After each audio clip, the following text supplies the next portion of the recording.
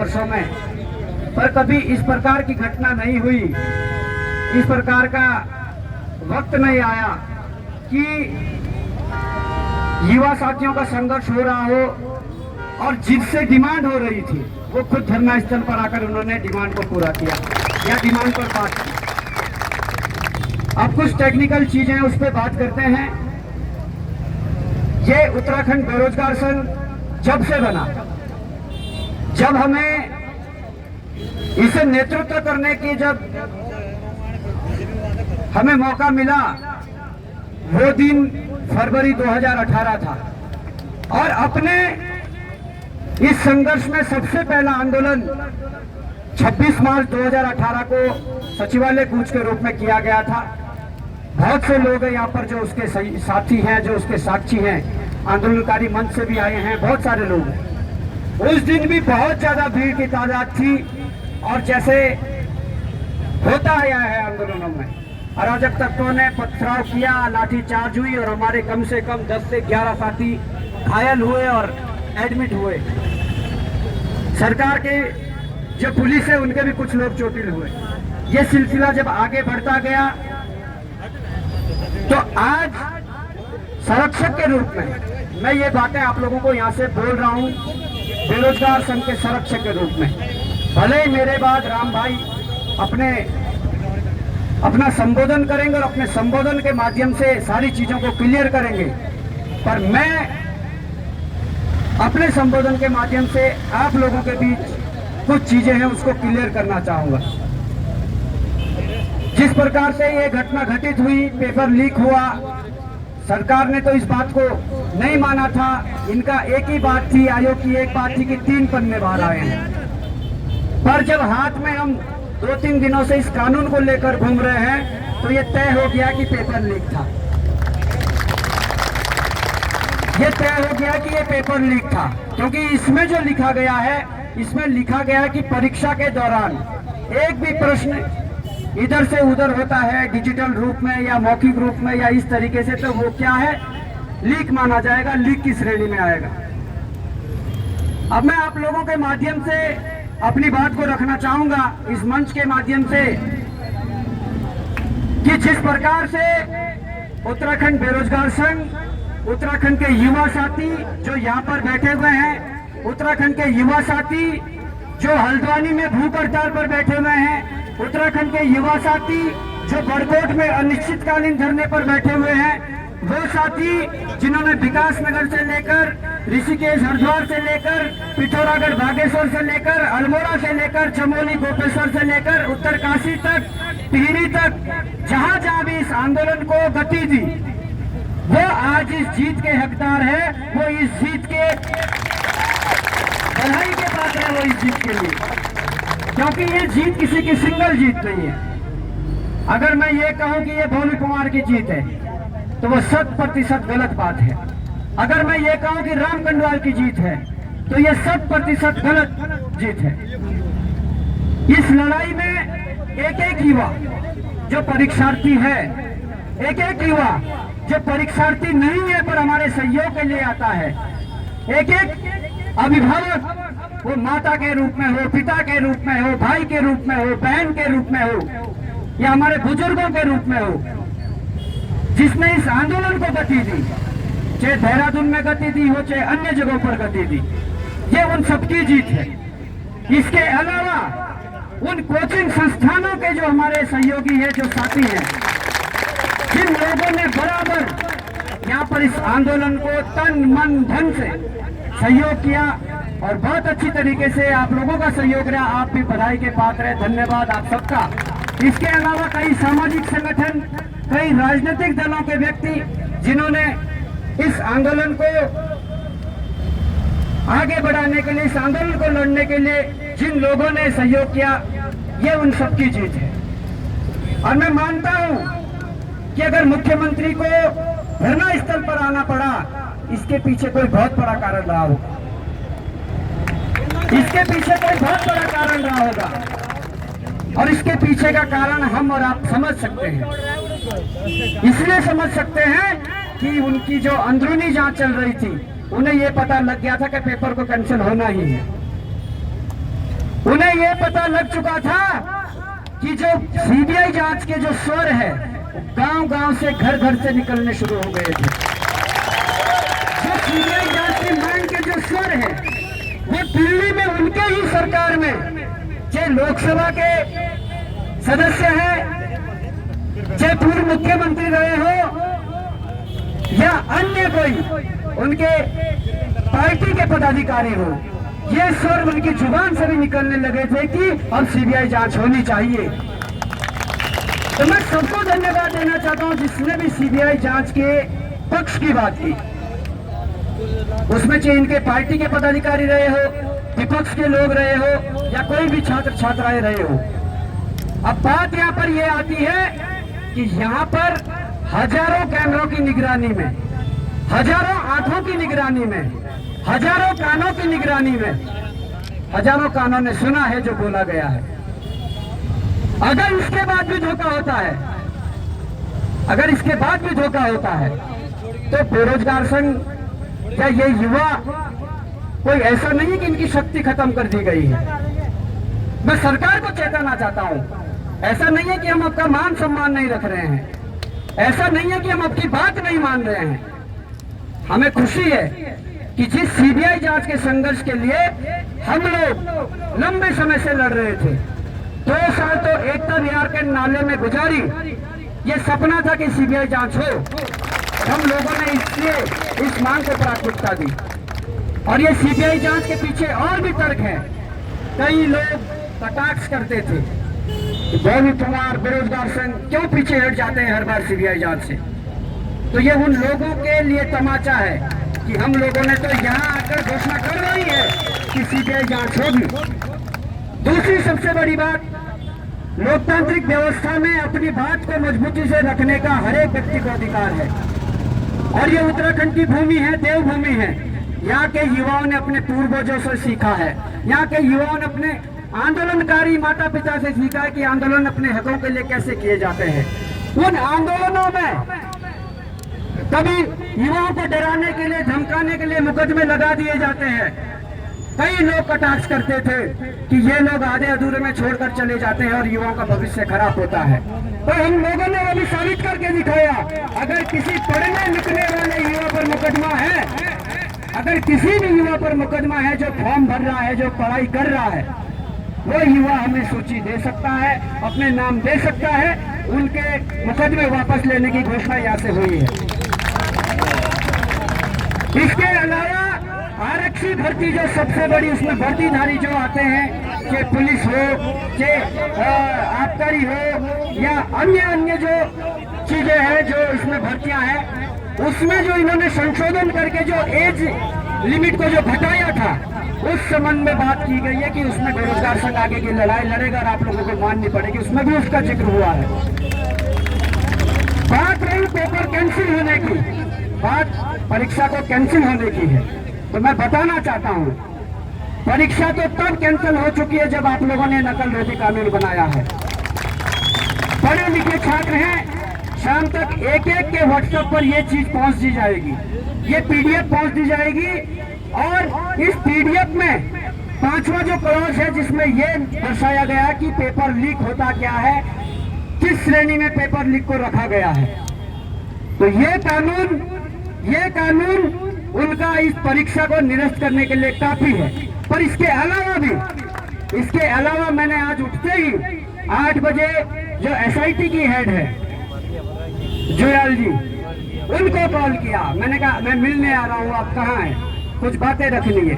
उन्होंने कहा हम टिहरी जा रहे हैं, वापस जब आ जाएंगे तब मिलेंगे। हमने उसके बाद दूसरा कॉल उन्हें किया जिन्हें रिटायर्ड जज के रूप में यूसी ध्यानी जी को यहाँ पर रखा गया है। उनके सामने ये देकर आए और उनको पढ़ा कर आए हैं। उन्होंने इस बात को स्वीकारा है कि हाँ, अगर ये घटना हुई है जो इसमें लिखी है, मतलब अगर पेपर परीक्षा से बाहर आया है, कक्ष से बाहर आया है और कक्ष से बाहर से फिर अंदर गया है, डिजिटल रूप में पेपर वायरल हुआ है, तो इस श्रेणी में आता है, वो पेपर लीक की श्रेणी में आता है। इसके अलावा हमने कल शाम को नैनीताल में हाईकोर्ट के कुछ जो वकील अधिवक्ता साथी है हमारे, जो हमारे केस कुछ लड़ते रहते हैं, उन तक ये बात पहुंचाई तो उनका कहना है कि स्पष्ट रूप से ये पूरा कानून उस बात का समर्थन कर रहा है, परीक्षा निरस्त करने का समर्थन कर रहा है, पेपर लीक का समर्थन कर रहा है। ये कानून की लीक हुआ है। हमने ये बात कही, आने से पहले हमने कहा कि हमारी मांगे पूरी होनी चाहिए। मुख्यमंत्री महोदय का ये कहना था कि मेरे हाथ में जो है, मैं यहाँ पर हजारों कैमरों के सामने बोलकर जाऊंगा और करके दूंगा। और उन्होंने संस्तुति के लिए लेटर पर लिखा भी है। उन्होंने कहा कि मैं मुख्यमंत्री पद पर जरूर हूं, पर जो प्रक्रिया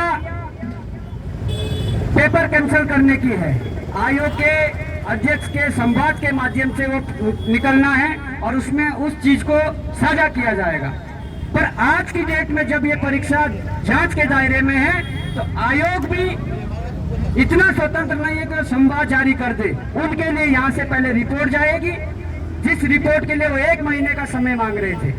और हम लोगों ने निवेदन किया कि 1 महीना नहीं, आप जांच कर लीजिए, जांच के लिए 1 महीना लगे, 2 महीना लगे, 3 लगे, पर इतने जो तथ्य हैं वो आपको 2 से 4 दिन में मिल जाएंगे। इसलिए हम हफ्ते भर का टाइम देते हैं कि हफ्ते भर में ये लेटर यहाँ से आयोग पहुंचे और आयोग संवाद जारी करे कि पूरी तरीके से परीक्षा की शुचिता भंग हुई है, पूरी तरीके से परीक्षा पेपर लीक की श्रेणी में आई है और पेपर निरस्त करके पुनः महीने भर, 1.5 महीने या 2 महीने के अंदर अंतराल में उस परीक्षा को पूर्ण किया जाए।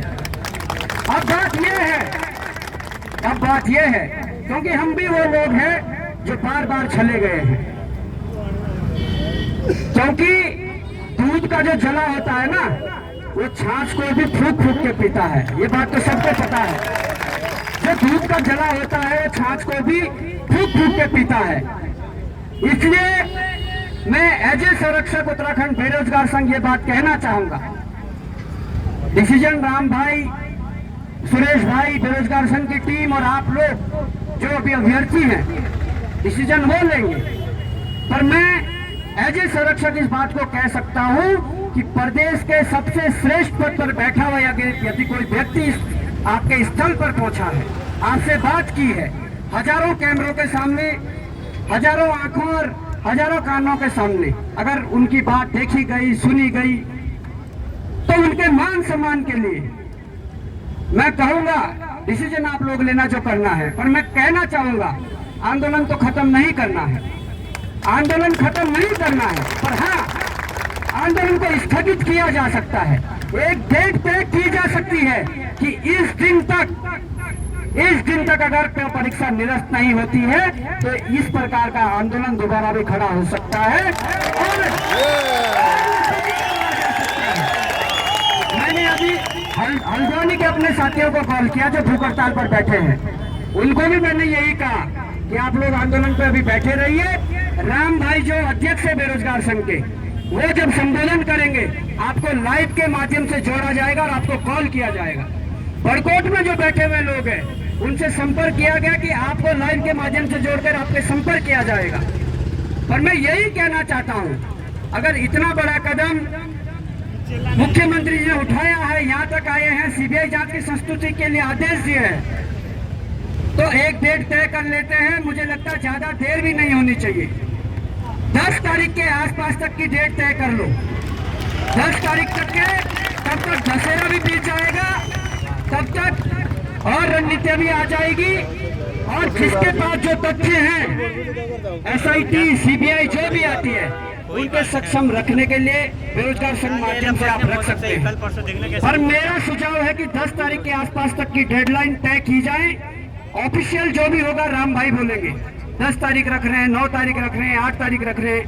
तब तक यदि परीक्षा निरस्त नहीं हुई तो 10 के बाद 11वीं तारीख होगी या 9 के बाद जो 10वीं तारीख होगी, तब कोई कॉम्प्रोमाइज नहीं किया जाएगा, तब फिर से आंदोलन होगा। ये सारी बातें मैं इसलिए कह रहा हूं,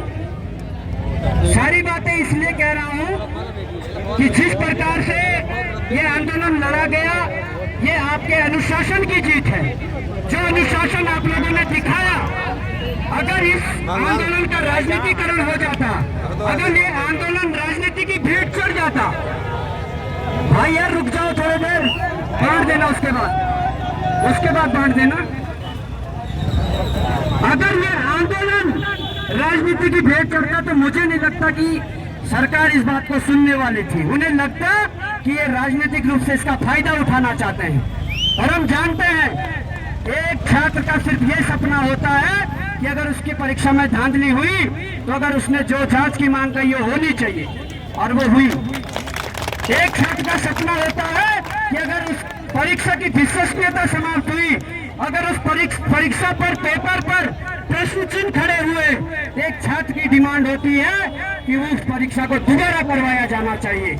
और हम कहते हैं कि ये दोबारा होनी चाहिए और एक डेडलाइन तय कर लो। आप लोग भी तय करना, जब राम भाई बोलेंगे उससे पहले आप लोग तय करना, क्योंकि ज्यादा लेट भी ना हो, ऐसा भी ना हो कि आप 1 महीने का टाइम उन्हें दे रहे हैं। 7 दिन हमने बोले हैं तो ज्यादा से ज्यादा 10 तक इसे बढ़ाया जा सकता कि 10 तारीख तक ये परीक्षा निरस्त हो जाए और युवाओं को पुनः मौका मिले और एक बार फिर से सरकार ये दिखाए कि हम युवाओं के साथ हैं। और जिनके भी मुकदमे हैं, जिन छात्रों पर मुकदमे हैं, वो बेरोजगार संघ को अपने नाम दे सकते हैं, मुकदमा संख्या दे सकते हैं। उन मुकदमों को वापस करवाने की जिम्मेदारी हमारी है। बेरोजगार संघ उसकी जिम्मेदारी लेता है। आरक्षी भर्ती में नियमावली संशोधन में जो बैठकें होनी है, जो चीजें होनी है, उसमें राम भाई वगैरह और आप में से कुछ साथी जो उन परीक्षाओं को देते हैं, उनका संयुक्त डेलीगेशन उस लड़ाई को लड़ेगा, ये मैं आपको विश्वास दिलाता हूँ। परीक्षा निरस्त करने को लेकर ऐसा नहीं कि हम 10 का इंतजार करेंगे। 10 तारीख सरकार को डेडलाइन है कि 10 तक निरस्त किया जाए।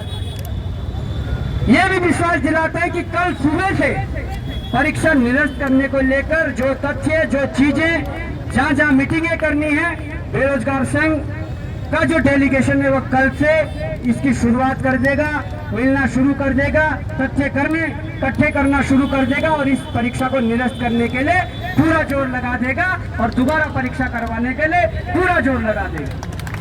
तो बाकी देखिए, ये नेतृत्व की क्षमता होती है कि राम भाई ने बड़ी शालीनता से, आप सबने बड़ी शालीनता से ऐसे जगह पर इस आंदोलन को बदनाम करने की कोशिश की गई। साथियों, मैं सोशल मीडिया में देख रहा था, हमारे कुछ साथी यहाँ पर बोल कुछ और रहे हैं, वहाँ कट पेस्ट करके कुछ दिखाया और जा रहा है। इनके लोगों के द्वारा कुछ और प्रसारित किया जा रहा है, पर आप लोगों को प्रमाण पत्र देने की जरूरत नहीं है। 4 दिन पहले इनके एसएसपी और इनके डीएम आए थे इस जिले के, हम सबके ये प्रमाण पत्र वो दे के गए कि ये इससे ज्यादा बढ़िया आंदोलन उन्होंने किसी युवाओं का नहीं देखा, जो इतने शालीनता से चल रहा है, जो इतने अनुशासन में चल रहा है। वो प्रमाण पत्र दे के गए। कल इनके अध्यक्ष महेंद्र भट्ट जी कह रहे थे कि आंदोलन में बैठे हुए सब अनपढ़ लोगों को पढ़े लिखे नहीं है। सुनो साथियों, सुनो, महेंद्र भट्ट जी ये बात कह के गए, पर उसका प्रमाण आज प्रदेश के मुख्यमंत्री देकर गए कि इससे अनुशासित आंदोलन, इससे सभ्य आंदोलन, इसका परिणाम मुख्यमंत्री देकर गए कि महेंद्र भट्ट जी आप गलत बोल रहे हैं, यहाँ सब पढ़े लिखे लोग हैं, या अनुशासित लोग हैं।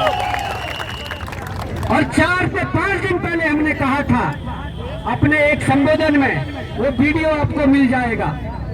हमने कहा था कि सत्ताएं भी झुकती है, व्यक्ति भी झुकता है, सरकारें भी झुकती है, पर क्या झुकाने वाले होने चाहिए,